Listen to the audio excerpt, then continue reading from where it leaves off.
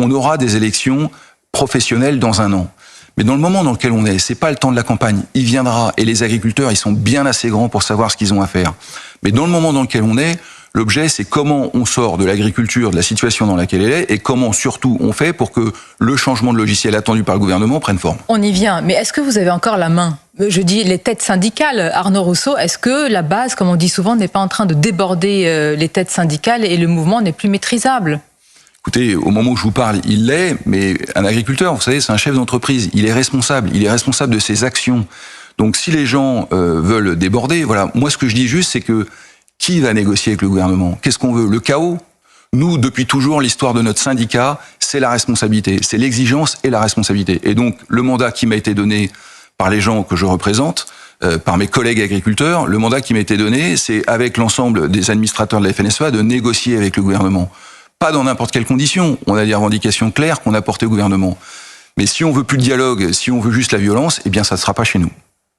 Donc bonjour à tous. Donc vous avez entendu Monsieur Arnaud Rousseau. Bon, il y a déjà effectivement quelques semaines, mais c'est la même chose que vous pouvez entendre après le congrès de la FNSEA, pendant le congrès de la FNSEA.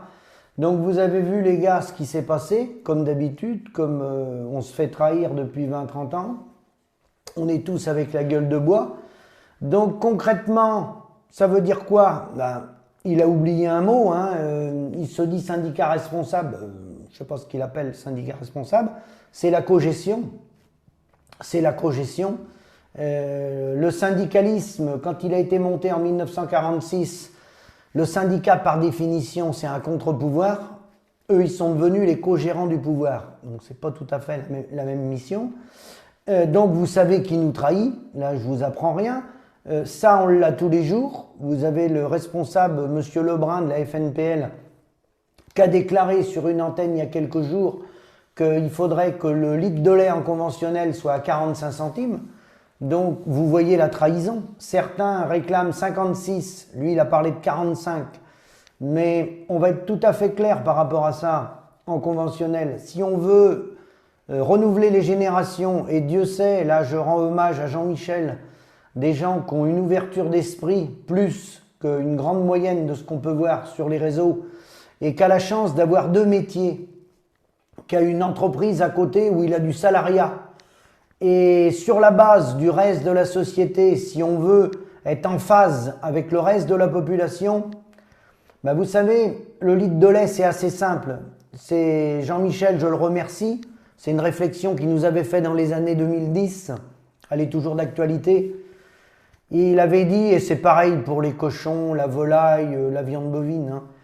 Il m'avait dit, c'est pas très compliqué les gars, si on part aujourd'hui sur la base de 43 centimes, ce qui est le prix qui est payé en conventionnel, 42-43 centimes en prix de référence, il manque 10 centimes du litre pour mettre les exploitations en bonnes conditions, renouveler le parc matériel, renouveler les bâtiments, goudronner les cours, clôturer les exploitations comme ça devrait être, comme toute entreprise, les remettre dans des conditions normales, mettre les toupies à béton où il y a 15 ans qu'il n'y a plus de béton de fait parce que les gens ne veulent plus investir, ils n'en ont plus les moyens. Et puis après, il manque 10 autres centimes pour ramener de la main-d'œuvre et rémunérer des gens dignement, comme des chefs d'entreprise, et non pas comme des petits soldats esclaves de l'agroalimentaire. Donc bien entendu, le prix réel en conventionnel, il se situe autour de 63 et non pas 45 comme le dit M. Lebrun. Alors, vous avez entendu M. Rousseau, les européennes, les élections européennes arrivent, j'ai écouté des députés, La République En Marche, Renews, les Républicains, le libre-échange. Heureusement qu'on a le libre-échange, grâce à ça les producteurs de lait bretons, les producteurs de peur en Bretagne peuvent produire, peuvent exporter. Mais c'est une drôle de bande de traite. Quand on voit le résultat économique dans les exploitations, alors dans le même temps qu'on a ça, hein, c'est pas du en même temps comme fait Emmanuel Macron, mais c'est dans le même temps du concret. J'ai repris quelques articles là. Alors déjà sur les associations qui viennent en aide aux agriculteurs, le SAMU social agricole, énormément de demandes, des demandes très graves. J'ai vu Solidarité Paysan, un article qu'on m'a envoyé. Ils ont énormément de demandes dans tous les départements, donc vous voyez le résultat. J'ai vu une note du ministère des services de l'État. Les services de l'État redoutent de nouvelles vagues de suicides chez les agriculteurs. Voilà. Bon, pourquoi ils redoutent? Ils redoutent parce que de toute façon, on nous amenait en bateau avec les normes. La FNSEA s'est servi de ces manifestations-là pour taper sur les contraintes environnementales, pour dire, bah voilà, nous, on veut pas de contraintes environnementales, on veut produire plus, on veut traiter plus. En gros, c'est ça. Hein. Voilà, hein, ce qu'ils ont obtenu, en gros, c'est ça. Lever le taux de jachère et tout. Rien sur les revenus, les gars. Que vous fassiez des céréales, des canards, des cochons, de la viticulture, les gars, rien sur les revenus. La compétition. La compétition. Et c'est bien des choix stratégiques politiques en cogestion avec le syndicat. Parce que vous voyez, le syndicat, à travers les entreprises qu'ils ont montées sur le plan national, européen et mondial, je vous l'avais dit dans d'autres vidéos, ils font des investissements avec le Crédit Agricole, KKR et la Banque Publique d'Investissement, c'est-à-dire Bruno Le Maire aujourd'hui, la BPI. Et la BPI, tout ça, c'est des choix stratégiques, c'est des choix politiques. On donne 3 milliards à Zelensky, on donne rien aux agriculteurs, on laisse crever les agriculteurs. Le vrai mot, c'est ça. Ils en ont rien à foutre des agriculteurs. Donc tous ces gens-là qui ont été au pouvoir, les prochaines élections, si vous avez de la mémoire, faut les foutre dehors. Que ce soit les Républicains, la République en marche, faut les foutre dehors. Parti socialiste, évidemment. Donc, la Banque publique d'investissement va investir 35 milliards. Pourquoi je vous dis ça? C'est intéressant, parce que c'est bien des choix politiques et stratégiques. L'objectif est d'électrifier l'énergie dans les entreprises. 35 milliards d'ici 2028. Hein.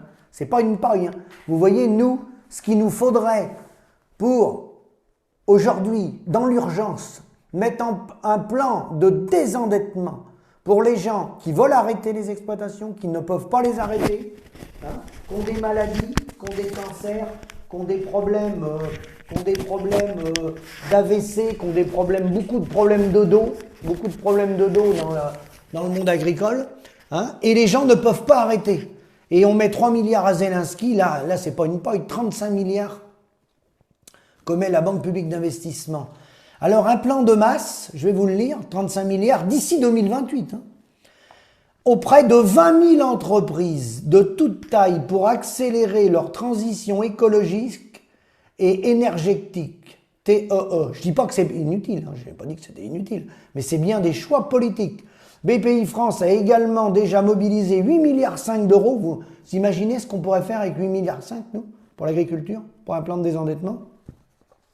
Pour financer et accompagner 2750 Green Tech, c'est des start-up vertes, et déployer 6,5 milliards d'euros pour financer des projets d'énergie décarbonés. Alors, je ne suis pas contre décarboner, hein, mais là, nous, on est à 2 morts par jour, et rien, silence radio. Donc, c'est bien des choix qui sont accompagnés avec la branche FNSEA, le COPA-COGECA et la Commission européenne au niveau européen. Madame Lambert au COPA-COGECA, Monsieur Arnaud Rousseau aujourd'hui FNSEA, qui continue d'être dans la stratégie de produire plus. Les normes, il ne veut pas en entendre parler, il ne va pas le dire comme ça, mais voilà. Il veut produire plus pour faire tourner l'agro-industrie et l'agroalimentaire. Donc après, sur le gouvernement qui est en phase avec la FNSEA, c'est bien des choix politiques et stratégiques basés sur les économistes ultralibéraux que sont David Ricardo, l'économiste anglais, qui a fait la démonstration des avantages comparatifs. Et à travers la stratégie de ces économistes-là des avantages comparatifs, eux prétendent qu'il faut mieux mettre de l'argent dans les techniques de demain, dans les high-tech, dans les nouvelles technologies, l'intelligence artificielle, et il ne faut plus mettre d'argent dans l'agriculture. L'agriculture, ils se démerdent. Voilà. Ceux qui vont tomber, vont tomber. Le gâteau de la PAC, 9 milliards, il est partagé par moins de paysans, puisqu'il y en a qui disparaissent. On était plusieurs millions, on est 389 000 à peu près aujourd'hui. Donc ça fond comme neige au soleil. Les producteurs de lapins, il ne va pas en rester, ils tombent les uns après les autres. En volaille, idem. Hein, regardez aujourd'hui ce qui se refait en volaille, très peu. Hein. La production laitière, il y a un producteur sur deux qui va arrêter très rapidement. Hein. Voilà. Et donc, c'est bien des choix politiques. Alors qu'au niveau mondial aujourd'hui, pour nourrir la population, alors tout le monde n'est pas nourri, mais ça c'est pour d'autres raisons. Hein. C'est pour des raisons économiques, parce qu'on a bien les moyens de nourrir tout le monde. Hein. Il y a 860 millions de paysans dans le monde. Hein. Et dans certains pays, ça fait plus de 20% du produit intérieur brut. Donc ça, c'est une économie qui existe au niveau mondial. Plus de 866 millions de paysans. Et il y a un paramètre qu'ils ne veulent pas entendre parler, c'est qu'ils font des avantages comparatifs. Certes, vendent des armements, le groupe Thales, Airbus, tout ça. Bien sûr qu'en ratio économique, ça rapporte plus que de vendre des cochons ou des canards. Mais comment on fait sans manger? Comment on fait sans manger? Donc les gens, les paysans nourrissent le peuple, ils entretiennent le territoire gratuitement, et ça, ce n'est pas considéré. Et avec ça, ils ne peuvent pas vivre. Et je donnerai un dernier chiffre.